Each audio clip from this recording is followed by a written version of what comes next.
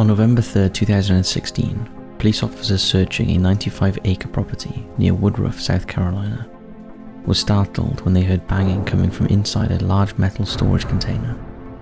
Prying open the unit, they discovered a young woman shackled at the ankles and hands with a chain around her neck. As they freed her from her binds, she told them that her captor was Todd Kohlhepp, and he'd killed her boyfriend along with several others. As law enforcement listened to her story, they began opening a case against the 45-year-old she'd accused of abducting her. But who exactly was Todd Kohlhepp?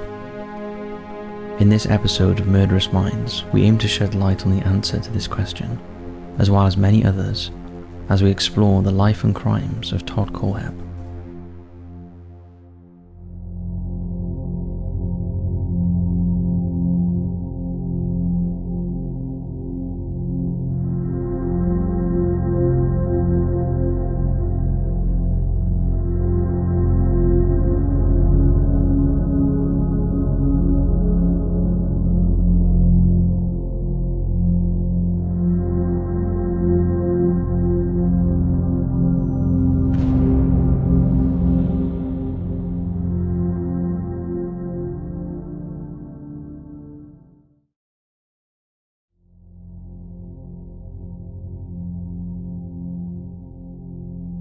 Todd Christopher Samsel was born March 7, 1971 in Fort Lauderdale, Florida, to Regina Torg and a military veteran named William Samsel. The couple had been together for 4 years, but divorced when Kohlhepp was just 2. Raised in both South Carolina and Georgia, Regina gained full custody of her son and remarried about a year and a half after her split from his father. Kohlhepp took on his stepfather's surname when he was about 5 years old, after Carl Kohlhepp adopted him. He had 2 step-siblings. Reportedly during his childhood, Kohlhepp was physically abused by his grandfather, who beat and shocked him, and his mother with a cattle prod. And according to Regina, his problems started when he was as young as 15 months old. By the time I was 5, Grandpa thought it was fun to shock me or my mother with a cattle prod. And he'll just walk by, walk up to you, put the probes on you, hit the button. It's not fun. It's definitely not for humans. I have no love for my family. In school, Kohlhepp was described as a bully. His academic performance was poor, but he showed no sign of any major behavioral issues. The only trouble he got into as a child was buying a piece of stolen property. He was, however, known by his peers and family members to carry a lot of rage that was often directed at his stepfather, but later would be aimed at his biological father. His father would later tell the media, "The only emotion Todd is capable of is anger." In nursery school, Kohlhepp was known to be aggressive. He would hit other children and destroy their property and projects. By the age of 9, he had begun to undergo counselling, where he was described as being explosive and preoccupied with sexual content. Throughout his childhood, he also exhibited severely troublesome behaviour, such as cruelty to animals. He once killed a goldfish by adding Clorox bleach to its tank and shot a dog with a BB gun. He was also kicked out of the Boy Scouts for his disruptive behaviours and would later spend 3.5 months in a Georgia psychiatric hospital as an inpatient due to his inability to get along with other children. In the summer of 1983, when Kohlhepp was 12 years old, he was sent to live with his biological father in Arizona, whom he hadn't seen for around 8 years. During this time, Regina and Carl separated as they were suffering from marital issues, and the following school year, Kohlhepp was allowed to remain in Arizona with his father. He began using the surname Samsel again, and for a brief period of time, things seemed to be looking up. He began working odd jobs in the local community, doing some landscaping and working at a nearby Burger King. His father also employed him at his restaurant, Billy's Famous for Ribs, as a dishwasher and busboy. As for the relationship between Kohlhepp and his father, it appeared they got on well. William, who claimed to be a special forces soldier, mercenary and arms dealer, began sharing his love of weapons with his son, although Kohlhepp was also interested in the military and planes. After this, Kohlhepp began collecting guns himself. His father reportedly taught him how to blow things up and make bombs. However, it wasn't long before the pair's relationship began to disintegrate again, when William began to spend more and more time away from home. His absence in his son's life was noticeable, as he prioritized spending time with various girlfriends. At this time, Kohlhepp wished to return home to his mother, but she made excuses to extend his stay. Regina later stated that she felt her son wanted her all to himself, and that he did things to attempt to ruin her marriage. It seems that during this period of time, the anger that Kohlhepp had always directed at his stepfather was now focused on William, who later claimed that he tried to steer his son in the right direction. There was not one night that I spent away from the house. Todd made up a lot of things. Me and him did not bond. We didn't do models with each other. He was doing what he wanted to do, and I was just happened to be there along for the ride.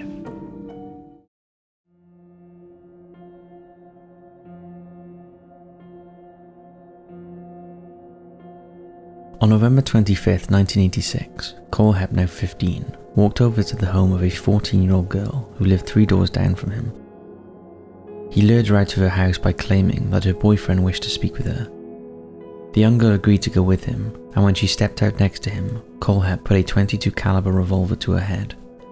He led her back to his own home, where he tied her up, taped her mouth shut, and raped her. His father, William, was on a business trip in Nebraska at the time of the incident. After the crime, Kohlhepp walked his victim home and claimed that he'd kill her younger siblings if she told anyone about what had happened. It's unclear whether somebody had witnessed Kohlhepp with a gun, or if the unidentified 14-year-old herself reported the incident to the police. But either way, law enforcement quickly became alerted to the situation. The police arrived at Kohlhepp's home to find him with a rifle pointed at the ceiling. His first question to the officers was, "How much time am I going to get for this?" When he was asked why he did it, he responded by saying it was an act of rebellion towards his father. He also said he committed the crime out of anger. I'm sorry. She deserved better. I had a lot of problems back then. I was young. I was foolish. I was 15 years old. I thought I was in love and had no clue what in the world I was doing and acting out. I entirely was inappropriate. I'm sorry for what I did. Kohlhepp was charged with kidnap, sexual assault, and committing a dangerous crime against children. In 1987, he pled guilty to kidnap, but the other charges against him were dropped. One of his probation officers would later go on to describe this move as a travesty of justice. His court records showed that he was diagnosed with borderline personality disorder around this time, and he had an above-average IQ of 118. The judge on the case said he was very bright and should be advanced academically, but noted that he was behaviorally and emotionally dangerous. The judge also doubted that the 15-year-old could be rehabilitated. Additionally, Kohlhepp's probation officer wrote that the teenager felt the world owed him something. Meanwhile, his defense attorney stated that he did not believe his client would go on to harm others in the future. Despite the words of his lawyer, Kohlhepp was deemed to be too dangerous to be sent simply to juvenile detention, with his probation officer stating, "It is highly unlikely that a problem that has existed since he was approximately 15 months of age can be cured in less than 3 years' treatment." As a result, he was sentenced to 15 years in an adult prison, and his name was put on the sex offenders register. His mother, Regina, seemed to make conflicting statements about his son's guilt. She stated that he was misunderstood, and that, as a court reporter, of all the cases she'd seen, she said, "Never have I seen this happen to a 15-year-old child, and not even any help offered. They don't stop to think that if you walk the girl home, does that sound like a dangerous criminal? He even walked the girl home." However, Regina also claimed that her son had absolutely no remorse regarding the offence. While in jail awaiting his hearing, Kohlhepp wrote several letters to his mother expressing regret for his actions, but Regina told probation officers that she didn't believe him, and felt he was saying these things in the hopes that he'd get a lenient sentence and could return to normal life. Reportedly, while he was in jail, neither of Kohlhepp's parents nor his stepfather wished to claim responsibility for him. Prison employees noticed that he lacked a strong support system. Still, Regina went on to plead for leniency for her son. She claimed he'd put his father on a pedestal and took everything he said as absolute truth. She blamed William for Kohlhepp's crimes, stating that a lack of a father in his life was the real issue. Regina and her son became closer at this time, and they shared letters back and forth. Following the crime, a neighbour described Kohlhepp as someone starved for affection and attention, but also called him a devil on a chain. Additionally, a psychiatrist who spoke with him while he was incarcerated called him deeply emotionally disturbed and said that he displayed signs of ego inflation and extreme rebellion against authority, as he generally feels he should be in control. 2 months after he was admitted to prison, Kohlhepp was cited for disobeying an order. This was just the first in a string of violations in his first year, which included fighting, destroying property, and striking a person. However, from the age of 20, he appeared to settle down and had no further incidents while behind bars.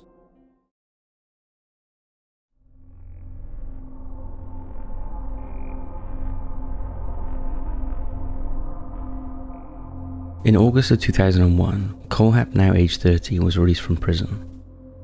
He had served 14 out of his 15 years. By this time, his mother and stepfather had divorced, and Regina was living in South Carolina. Upon his release, Kohlhepp moved there too and began looking for work. While in prison, Kohlhepp had graduated from Central Arizona College with a bachelor's degree in computer science. He had also been part of Arizona Correctional Industries, a prison program designed to give vocational training to inmates while they created products for sale.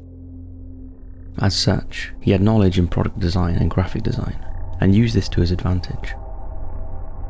Beginning in January of 2002, Kohlhepp began working for a small sports apparel company based in Spartanburg named Seven Sons & Co.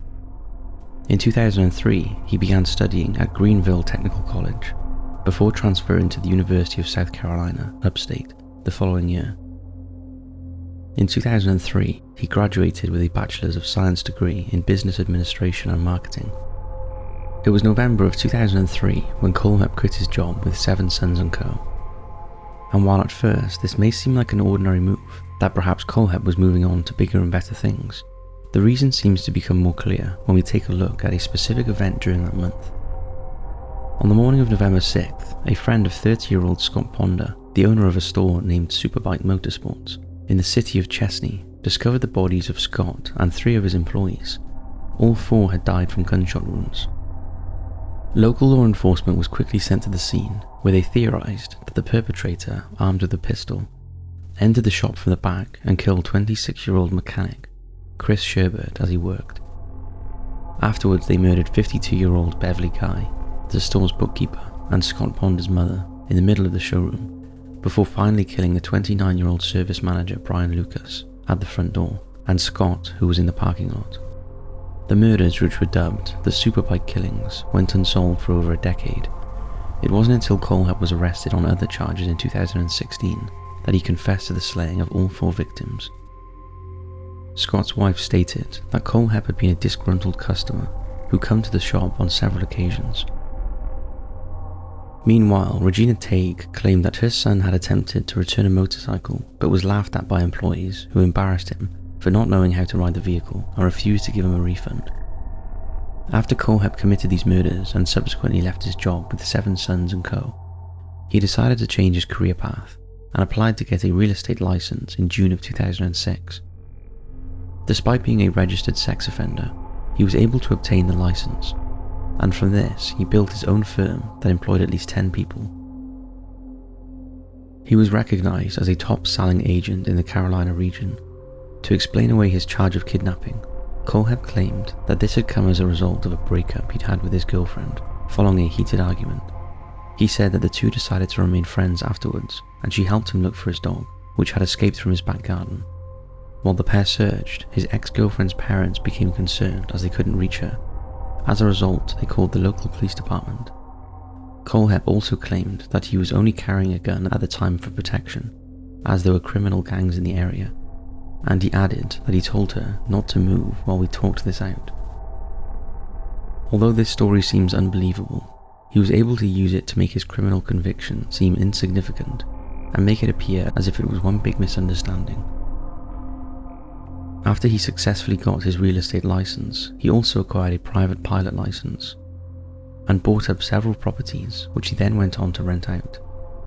In June of 2007, he bought his own house in Winsong Way in the area of Moore in Spartanburg County for around $137,000. The home had been sold on foreclosure previously for around $80,000. From this house, Kohlhepp ran his business, which was very successful. Mortgage lenders on the networking app LinkedIn noted that he was an effective communicator and a pleasure to talk to, and on it when it comes to getting a deal done for his clients. A builder stated he was incredibly personable. Meanwhile, some of Kohlhepp's clients described him as domineering and arrogant, stating that he enjoyed bragging about his flash cars and shooting skills. An assistant pastor named Michael Foster, who rented a property that Kohlhepp managed, stated he was a creepy dude, adding he was just someone who makes everything about himself, someone that just talks a lot about money, and a lot about how many people work for him. I always sensed when I was around him that I needed to stay close to him. He was someone that you needed to manage his presence around you, so you don't get managed. Another customer who had sold her home to him recalled he was outgoing and professional for the most part, but often talked about weapons and slipped sexual innuendo into conversation. A separate woman who had assisted one of his employees described him as angry and condescending towards her partner, while a banker who'd worked with him alleged that Kohlhepp consumed pornographic content, in particular video content, even while he was at work. In his spare time, Kohlhepp frequented a Waffle House restaurant in Roebuck, where waitresses found his behaviour so disturbing that they asked the male chef to take his order for them. It's unclear what kind of behaviour he participated in that was so upsetting, but it's known that this is where he met one of his later victims, a young married woman named Megan Lee McCraw-Coxey, who was one of the restaurant's employees.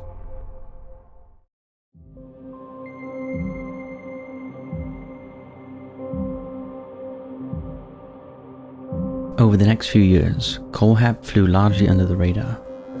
He seemed for the most part like a businessman who was concentrating on doing his own thing. In May of 2014, he purchased a 95-acre property in Woodruff, about 9 miles from the community of Moore, for about $305,000. After the purchase, he had a chain-link fence installed around the property, which cost him a further $80,000. Neighbours thought this was odd, but didn't think too much of it. Here, Kohlhepp mainly kept to himself, but he hired one man, a neighbour, to maintain the property. This man noticed that there was a large metal storage container on the land, which was filled with canned goods and bottled water. He later told the media that while he put up no trespassing signs and cut down trees, Kohlhepp set up deer cameras and bear traps throughout the area. Around this time, an Amazon account associated with the name Todd Kohlhepp showed purchases of all sorts of items, including padlocks, tactical gear, targets, knives, gun accessories, and books about snipers and emergency war surgery. Furthermore, the user began leaving reviews that were simply signed "Me." The language and style used in the reviews were reminiscent of that which was used in Kohlhepp's Facebook posts. The following are just some of the reviews that the account left. Many of them left other users disturbed.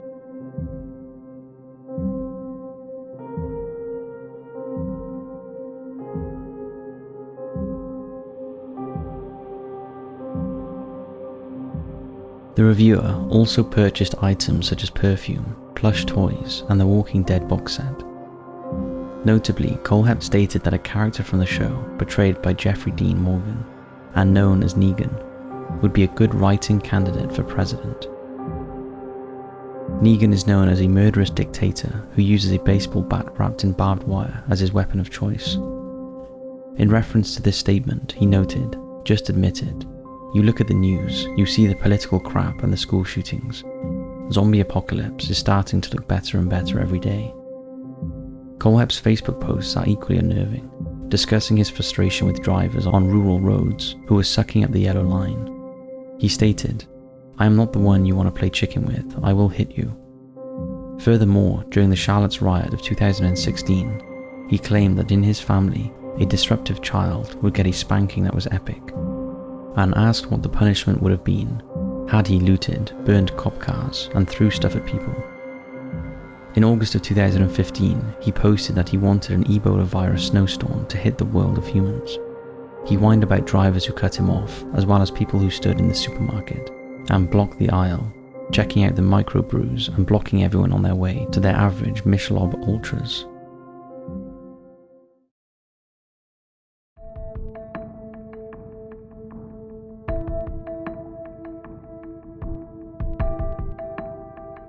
On August 29, 2016, the mother of 32-year-old Charles David Carver received a one-word text from her son.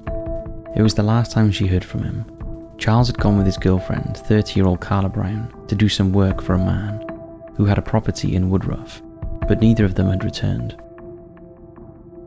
The following day, a friend of Carla's, Leah Miller, spoke with her by phone. Carla reported that she was in Greenville and was on her way home. The next day, Leah received a text message from Carla asking if she was awake at 6:06 a.m. A few hours later, Leah replied but received no further communication from her friend. On September 3rd, 6 days after Charles was last heard from, his mother filed a missing persons report. She noted that she was also unable to reach Carla.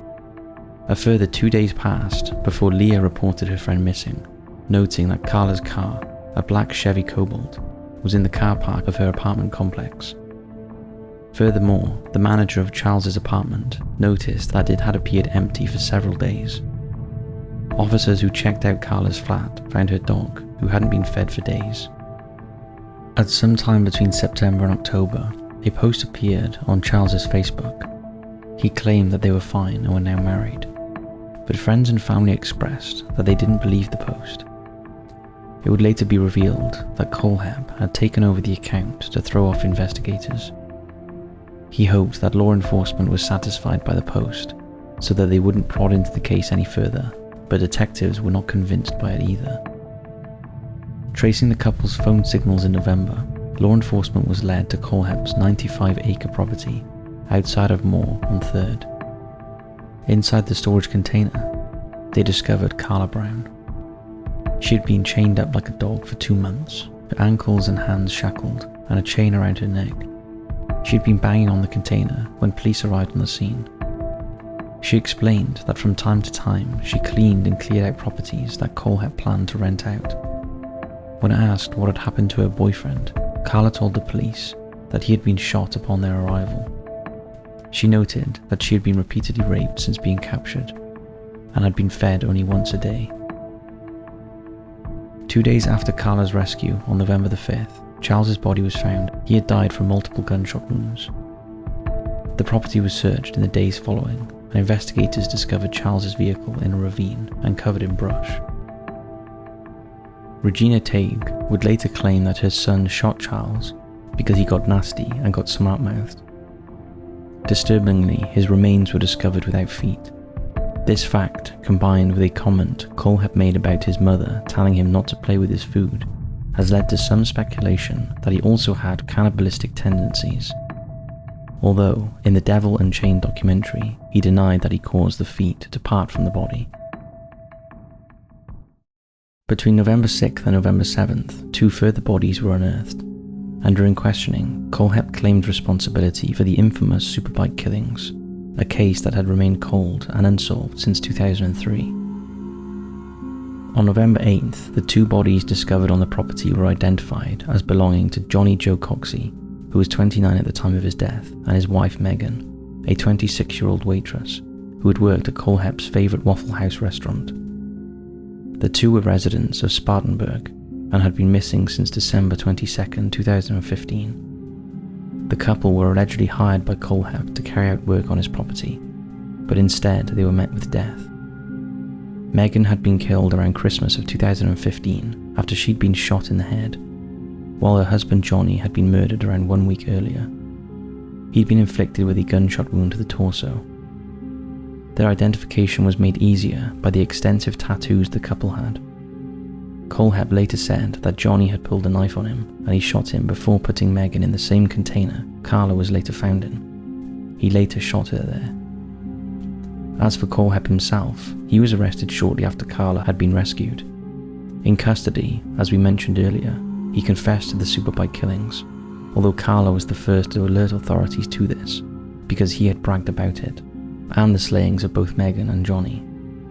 In exchange for his admittance, he was allowed to talk with his mother, give her a photo, and transfer money in his bank account to the college fund of a friend's child. Reportedly, while meeting with Regina, he confessed to everything and told her he'd shot each superbike victim once in the forehead. Regina claimed that her son simply didn't know what to do after killing Charles, stating he didn't know what to do with Carla. He couldn't turn her loose. She'd go get the police. For his part, Kohlhepp claimed she didn't do anything wrong and he didn't want to hurt her, although Carla argued that he told her he'd shot Charles because he was mad at her. She added that he'd shown her the graves of 2 other victims in order to intimidate her into not attempting an escape.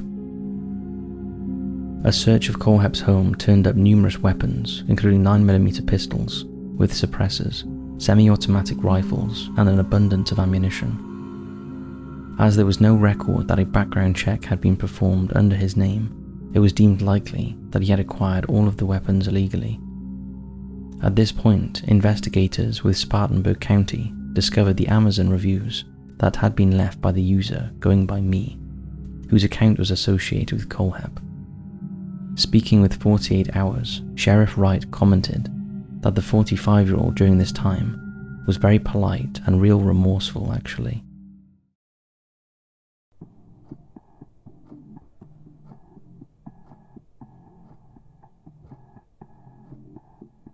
Reportedly, Kohlhepp told his mother that there were many other victims.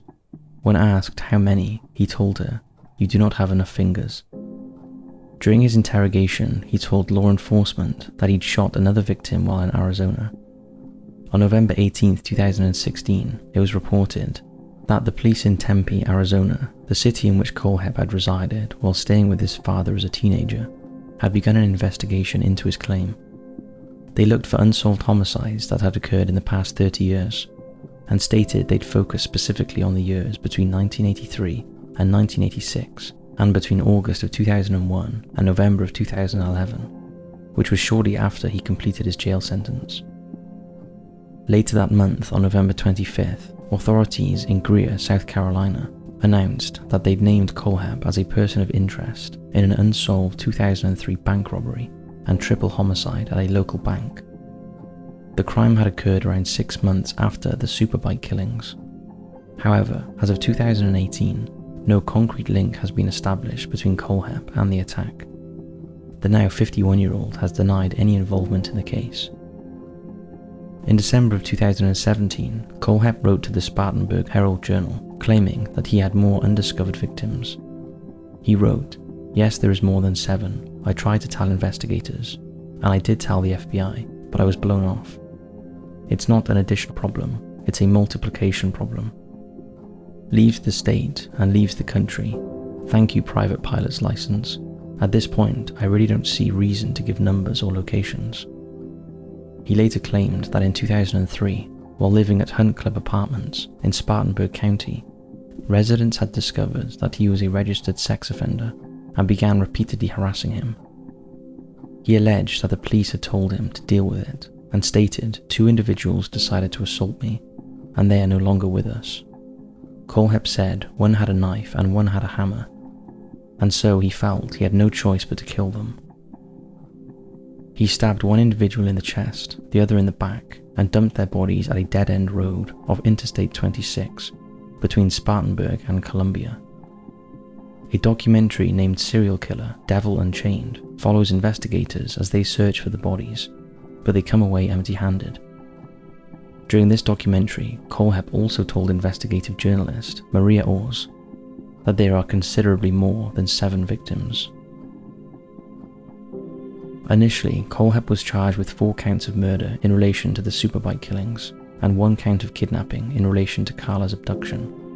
However, he was later charged with 3 additional counts of murder for the slayings of Charles Carver and Megan and Johnny Coxey, plus 1 further count of kidnapping and 3 counts of possession of a deadly weapon, during the commission of a violent crime. Kohlhepp ultimately pled guilty to 7 counts of murder, 3 counts of kidnapping, and 1 count of first-degree criminal sexual assault. In 2017, he was sentenced to 7 consecutive life sentences without the possibility of parole, plus 60 years. Pleading guilty was part of a plea bargain that allowed him to avoid the death penalty.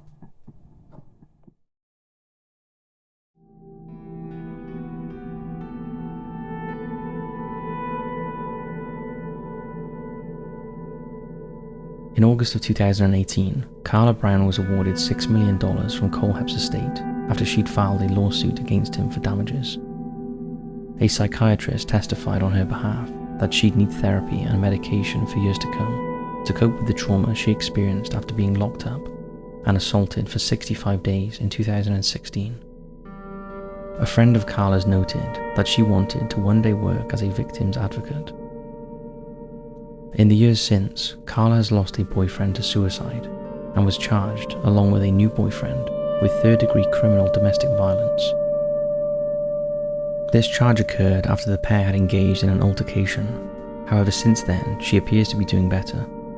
She was referenced in an Eminem song named The Ringer, where he says, "I'm off the chain like Carla Brown," which attracted some controversy. A representative for Carla said she doesn't want to take offense or feel as if he is attacking her personally. Everyone expresses themselves in their own way, and if anything, people will always feel a flash of Carla's struggle when hearing that line. Cindy Coxey, the mother of Johnny Coxey, also sued Kohlhepp and was awarded $2.7 million in damages. Kohlhepp is currently 51 years old and is still incarcerated at Spartanburg County Detention Center in South Carolina. He will never be a free man again. In 2020, some of his belongings went to auction, and the proceeds of this were donated to the families of his victims. Bizarrely, his mother, Regina, stated, "We are victims too. Todd is not a monster. He's not even close to it. He wasn't doing it for enjoyment. He was doing it because he was mad and he was hurt." Despite Regina's claims, it seems quite clear that regardless of his reasoning, Kohlhepp is indeed a monster. He is responsible for the deaths of 7 people and the sexual assault of 2 more. Not exactly the work of an innocent man. So far, he has not been tied to further homicides, but that could change in the future. Law enforcement hasn't ruled out that he is responsible for other crimes. It's difficult to say for certain what exactly triggered Kohlhepp, especially since he was supposedly a troublesome child, even when he was as young as 15 months, since he appeared to have issues with the father figures in his life. There has been some speculation that he was searching for approval or something similar from other men. Kohlhepp himself blames his mother for his upbringing, and their relationship is strained even today, often blowing hot and cold. For many experts and even former friends and acquaintances of Kohlhepp, the root of his issues is in his childhood. He was a young boy looking for love and affection, but grew up in a household of abuse and dysfunction. Perhaps his life would have panned out differently had he been given the necessary support to help him change his ways, or perhaps harming others was always in his DNA.